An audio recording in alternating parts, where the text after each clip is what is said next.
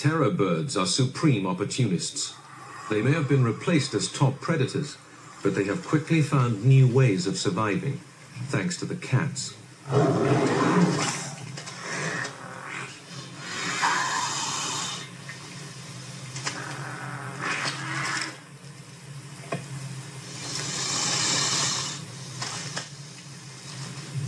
Eventually, the Smilodon have eaten as much as their sabers will allow them.